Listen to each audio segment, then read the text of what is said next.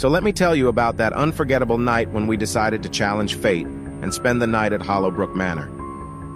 It was a stormy night, the kind that sends shivers down your spine. With a mixture of trepidation and excitement, my friends and I ventured deep into that isolated forest where the mansion stood. As we approached the place, the wind howled through the trees, casting an eerie symphony that seemed to be a warning of what lay ahead. The mansion itself was a sight to behold. Its towering spires seemed to reach out like skeletal fingers, while the windows gazed out with an unsettling emptiness.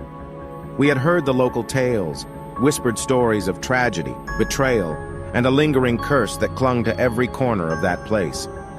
Undeterred, we pushed open the creaking gates, and they let out a mournful groan, as if acknowledging our arrival.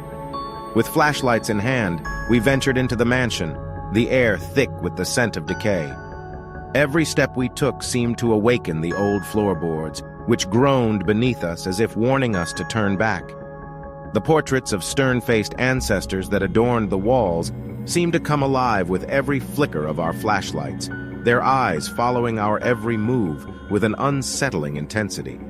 But the room that truly caught our attention was the study.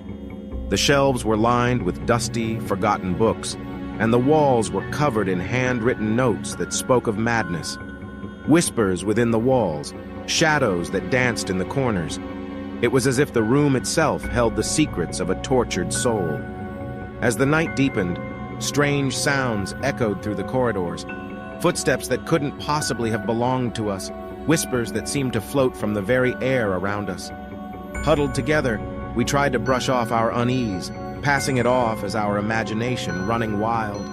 After all, these were just stories, right? But then it happened. The temperature dropped suddenly, and a chilling cold settled in the air. Our breaths materialized in front of us like ghostly apparitions. And then, a mournful wail pierced through the silence, stopping us dead in our tracks. The shadows that had seemed like mere tricks of the light suddenly began to writhe and twist, taking on a life of their own. Fear gripped us, and we bolted in search of an escape, our flashlights flickering wildly as we ran. Yet it was as if the mansion itself was toying with us, changing its layout to ensnare us like rats in a maze. One by one, we were separated,